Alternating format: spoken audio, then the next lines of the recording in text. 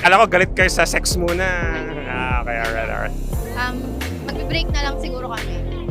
Oh! Naman kayo magkakaroon ng chemistry sa kama kung di mo mahal yung tao.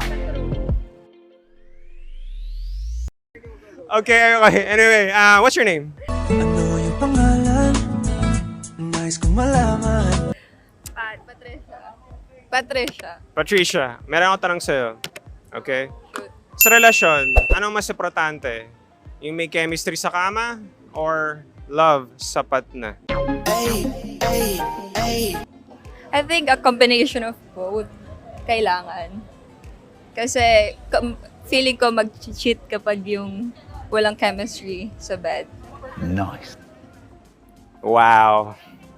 Saan mo natutunan yan? Exes. Oh, mukhang madami kaya yatang ex, ha? Only two. Oh, okay, it's okay. I won't judge you. I mean, wala naman sa body counts yun eh. Right? Right. Okay. No slut shame here. Okay. That's- No slut shaming. Yeah, no slut shaming. Okay. So, what if... Tama naman kasi sinabi mo eh, kakasar eh. Combination of both, right? Hindi pwedeng love lang. Hindi pwedeng love lang. Pero kung okay lang sa'yo na walang love, pero may chemistry lang sa kama. I don't think may chemistry kayo sa kama kung wala kayong love. Parang hindi siya chemistry. Parang lust lang yun. Parang hindi siya passionate. Iba pa rin pag passionate sex eh. In some cases kasi, when sex comes first, talagang hindi mo maiwasan if the sex is good. As in talaga yung both parties, nagkakaroon ng feelings and love will follow, right? Yeah, sometimes, yeah. Pero hindi dahil sa sex. I don't think dahil sa sex kaya na-develop yung love. I think dahil may times kayo nag-spend kayo ng time with each other, yung personality and then So you're probably trying to say na, yung time.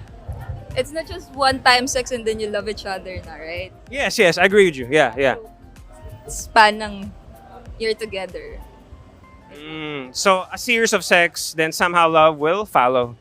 Yeah, kapag nakita mo yung personality, not because din lang sa sex. Parang yung quality time after sex, of course, yung cuddle, yung may intimacy pa na aside from sex lang. Doon matidevelop. Yeah, actually. Yeah, we're on the same page. We're okay. All right. Okay, thanks for your time. Ganon din. Actually, to be honest, both ways works for me. How? Parang ganito, like you've said, sex muna. Okay, sex muna. Then a series of sex, like you've said, magkakaroon ng feelings. Actually, nangyayari sa akin yun eh. Then, on the other side, yung love first. Then, syempre love, minsan nga walang chemistry sa kama, love lang eh. You gotta parang work it out, right? So parang in some... Anyways, Yes. Yeah. Alright. But in most of the cases here, I think you've observed this, right? Na talagang minsan it doesn't last long eh. So iba talaga pag sex muna, no? Okay, anyway, thanks for your time. Appreciate it. Have a great night. So girls, kumusta naman yung weekend nyo? Mukhang Okay naman. Alam mo, trip ko yung yung t-shirt mo eh. Yeah, it's our uniform. Oh. Trip ka din niya. Oh. Trip ka din niya. Sana all. Ganun? So, ano ba? So, may tanong ako sa inyo, since trip mo ako. Ganun. Sa isang relasyon, anong mas importante? May chemistry sa kama or love sapat na? Sa kama. Tara. Tara na. Out na to. Teka, may tanong. Hindi, sagutin mo yung tanong ko. Siyempre, both. Oh. Naman kayo magkakaroon ng chemistry sa kama kung di mo mahal yung tao. Paano kung hindi ka masatisfy ng partner mo sa kama? Iwan mo na. Palaban. Hindi masarap, iwan na agad. Hindi masarap, iwan na agad. Hindi masarap, iwan na agad. Kahit may love siya. Iwan na agad. Mukhang palaban ka nga. Sa lahat. Chari! Pero since sinabi niyo, ikaw naman, ano naman ang take mo? Ano talaga, chemistry sa kama din? Oo. Pero gusto ko rin yung love ko. Magkakaroon at magkakaroon yun kasi gusto ko yung tao eh. Lalo pag masarap. Lalo pag masarap. Lalo pag masarap. Magkaiba. Mukhang panalo yata ako dito. Pag kung sakaling sex ang mauuna, yung feelings to follow. Nangyayari yun? Yeah. Okay.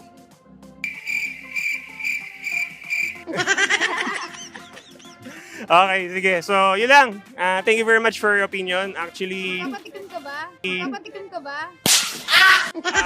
maybe later. Maybe later. Maybe later. I'll get Ay, ganun ba? Oh, okay, sige. Parang ang hirap ko yung manage eh. Mapapagod yata ako niyan. Okay. Sa inyo dalawa? Sarap, sarap. Sarap. Hindi, sa love. No, sa chemistry sa kama. Sige. Nice. Gusto ko. Okay, alright. Thank you very much. Okay. Mukhang party ka na. Hindi naman. Okay. Ano name mo? Ella. Ella, and ikaw? Hosh. Koshi? Hosh. Hoshi? Yeah, Hosh. Okay. Sige guys, may tanong ako sa inyo. Sa isang relasyon, importante ba ang chemistry sa kama? Or love na, sapat na? Love lang, sapat na. Talaga, kahit walang chemistry sa kama? Parang hindi yata mag-last yan, girl. Oo, okay na yun. Madali naman na try yung sa kama. Okay. Pero kung hindi ka masatisfy sa kama, love nga, tulad na sinabi mo, okay na ba talaga sa'yo yan? Hindi na pala. Nakakapikon to, hindi ko maintindihan eh, ha? Click na lang kami. Ay, ganun? Ikaw? Sa akin, love muna tapos siguro kasunod na lang nun yung ano. Kasi hindi ko kayang gawin. I can't do such things dun sa taong di ko naman mahal. Parang parehas yata sagot nyo. Dalawa? Tama ba? Ah,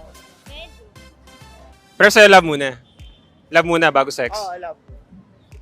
Paano love mo nga? Di ka niya masatisfy sa kama. Ano lang, paano ba? Basta mahal ko. Basta mahal ko, okay na. Actually, sa totoo lang, two ways gumagana. Kung mauna yung sex, susunod yung feelings. Actually, tama naman ang sinabi mo. Kaso nauna nga love. Pwede naman magmahal tapos later on, pwede naman maging chemistry sa kama. Yeah, pwede naman. Okay. Oo nga pala, may last na tanong ako. Matanong ko sa'yo, sabi mo, love. Paano kung wala siyang chemistry sa kama? Magbe-break na lang siguro kami. Okay. Okay. Break talaga. Oo, break na lang. Kasi hindi naglalast. Yung dalawang na hindi naglalast. Hindi siya naglalas. Dapat match both ways. Tama ka. Okay. Thank you. Thanks sa time. Parang stress ka yata eh. Pero despite na stress ka, parang blooming ka yata. Ganun ba yun? In love. Or siguro sa makeup. Ako sa makeup. Maganda ka. Kuya, diba, nadadala ng makeup. Pero cute ka pa rin. Oh, ang isang katulad mo. Kayo rin. Cute. I know, right? Anyway, what's your name? Arian. Arian, may tanong ako sa'yo. Sa isang relasyon, ano mas importante? Chemistry sa kama or love sapat na? Doon tayo sa realidad. Siyempre, chemistry sa kama. Kasi for me, yun yung nagpapatibay na relasyon eh. Kailangan pampahaba. Kumbaga, kailangan may chemistry sa kama para mas lalo kayong tumagal. Yan. Okay lang ba sa'yo kahit walang love? Basta may chemistry sa kama? May love. Kasama yung love doon. Actually, totoo yan. Kasi as time passes by, habang tumatagal ginagawa nyo, pagdidilig. Alright? Okay. So, nagkakaroon ng feelings eh. Right? Right. Tama yun. Tama. Okay. So, I think we're in the same page. Okay. Ka-question sana kita eh sa mga bagay. Okay. Good question. Pero tama. Nice one, Arian. Okay. Thank you. Thanks for your time, alright? Thank You're gonna go back to you. Mukhang ready ka mag-party ah. Medyo po. Oh, I noticed, okay. I noticed your no? Yung tattoo mo, no? Parang cool. Thank you. Pam- Una pa nga po yan eh. Papalagay pa tayo panibago. Pero sa likod pa din. Okay. Pangakit ba ng lalaki yan? Ay, hindi po. Ano lang to, self-pleasure lang. Self-pleasure. Oh, okay. Interesting. Ikaw, nagsa-self-pleasure ka rin ba? No. Uy, wait. Never mind. Anyway, may tanong ako sa inyo. Sa isang relasyon, ano mas importante?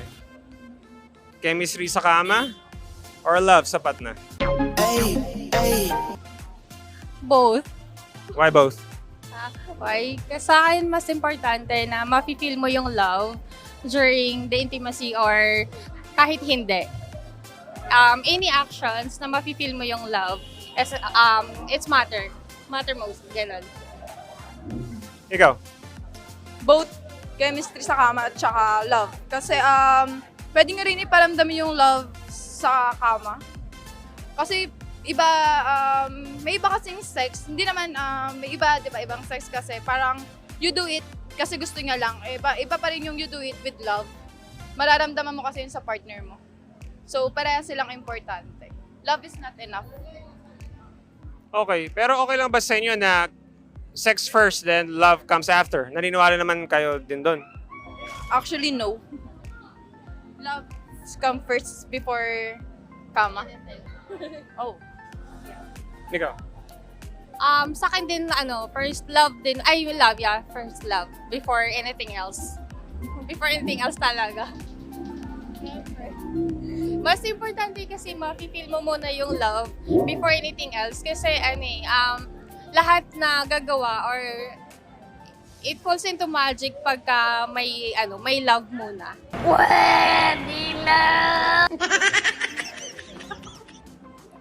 Actually, sa sinabi nyo, yeah, that is true.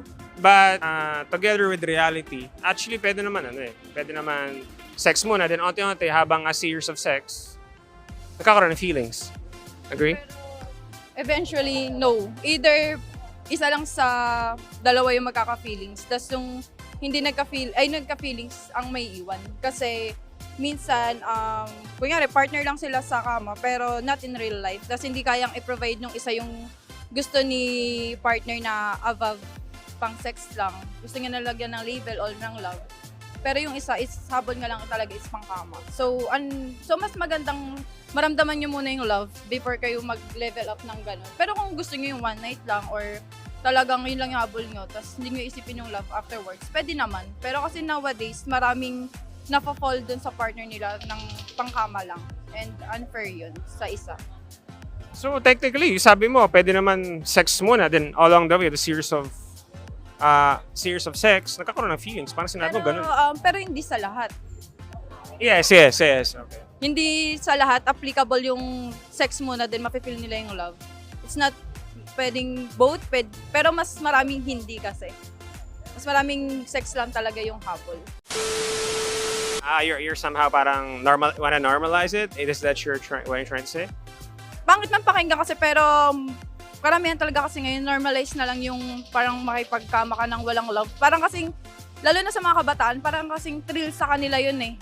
Na every time na may ma-share sila sa kama pero walang love na involved, parang thrill lang. Parang adventure, parang lang nila, masabi nilang napagdaanan ko to, may kwento lang, ganon. But there's nothing wrong about it, right? Wala naman, kasi sa kanila naman yun eh. Hindi naman natin sila pwedeng i-judge kasi sila yun. Tsaka paniniwala naman nila yun. Hindi naman pare-parehas is ganun yung pananaw. Yung iba, tsaka sa bagay, hindi. Normal na talaga siya sa panahon ngayon.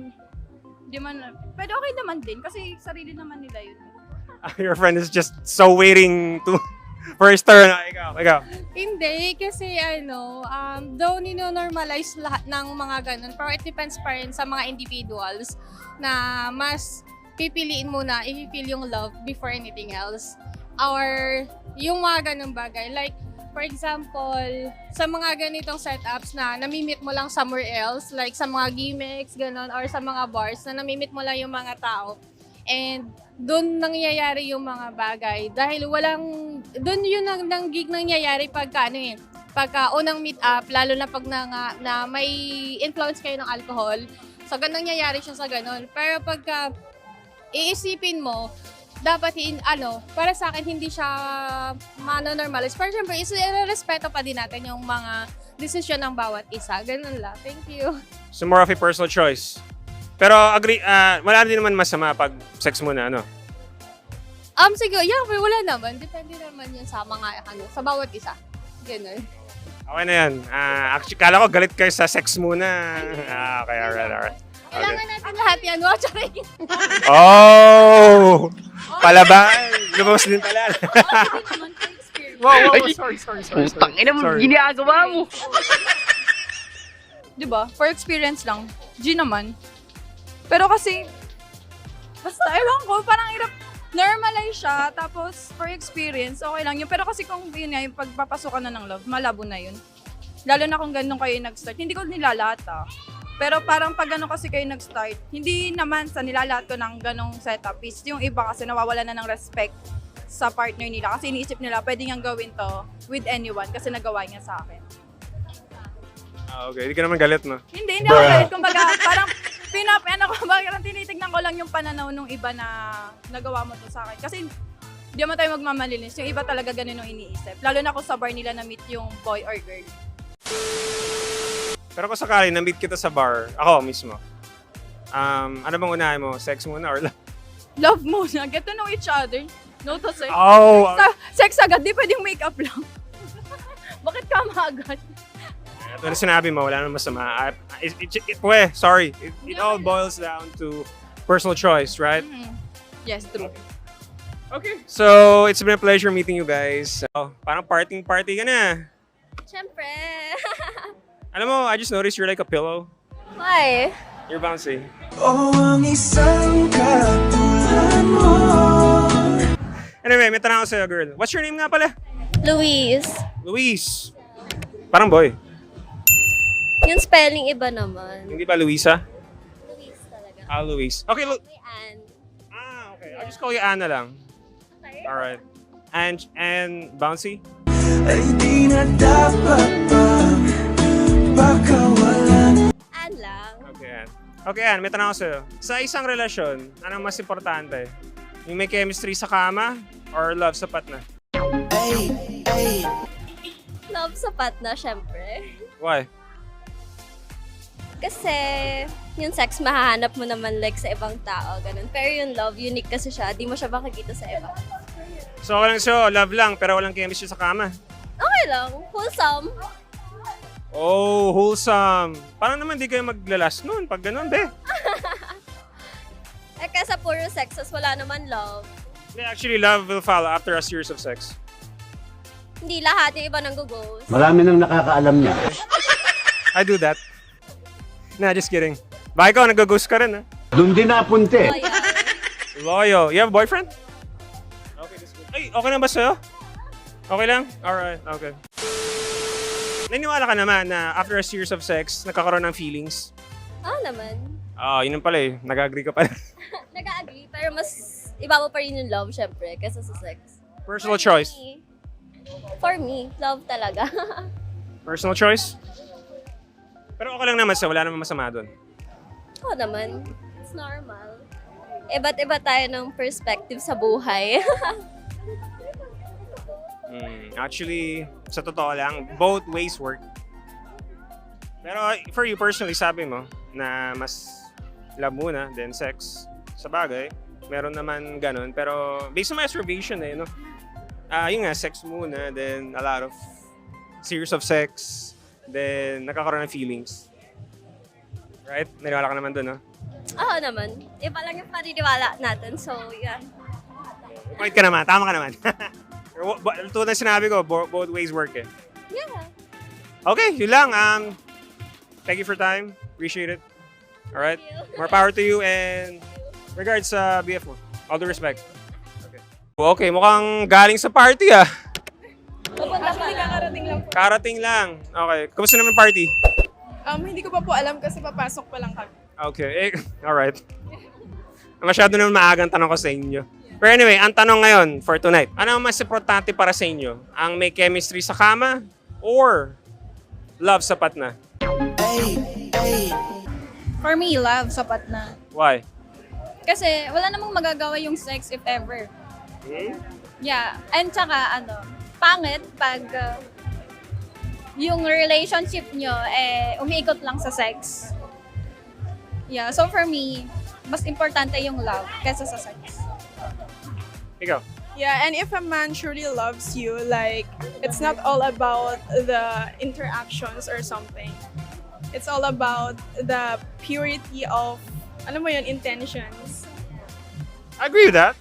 Yeah. But I was just thinking that wala naman masama siguro pag sex muna bago love, right? Kasi technically, Sex. Well, you can have sex. Pero, if ever na, like, tumagal kayo, can you... alright. Yeah. Some people kasi, some people kasi, iniikot nila yung relationship nila sa sex, and yung chemistry nila sa pagdating sa love na, nawawala na yon. Yeah, so for me, mas importante talaga ang love. Pero there's some instances naman after a series of sex, nagkakaroon talaga ng feelings. Well, yeah, maybe. But I don't know. That's reality actually. I don't have Pero yung... experience. Naniwala ka din naman na wala naman masama na na sex muna, then after a series of sex, nagkakaroon ng feelings. Yeah, and depende sa relationship yun, di ba? Like, pag-uusapan nyo naman if ano yung gusto nyo mangyari within the relationship. Actually, agree ako sa'yo. That's true. But, siguro personal choice nyo no? Alright. Somehow, we're in the same page yun. Somehow. Pero ako, I respect that. Alright. Sige, have a pleasant evening and more power to you guys. Alright. Have fun. Ay, ay, ay, ay, ay, ay, ay.